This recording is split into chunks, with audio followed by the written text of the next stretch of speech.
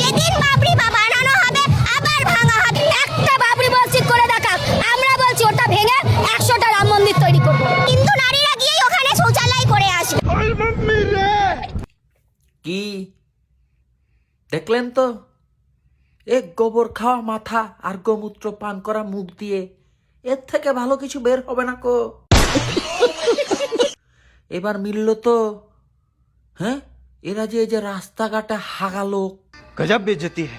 আপনি কেন এসেছেন এখানে? কিসের জন্য এসেছেন? মসজিদের জন্য। আপনি একজন অমুসলিম হয়েও কেন আর কি মসজিদ চাইছেন? পুরীতে যদি জগন্নাথ মন্দির হতে পারে তাহলে মুর্শিদাবাদে বাবরি মসজিদ হতে পারে। কি দেখলেন তো, এ গোবর খাওয়া মাথা আর মাছ মুরগি খাওয়া মাথার মধ্যে তফাৎটা দেখলেন তো। এ দাদা বাবু, এ এখনো সময় আছে। এ ওদের মতো তোমার সন্তানকে গোবর না খাইয়ে দিদির মতো মাছ মুরগি খাওয়াও।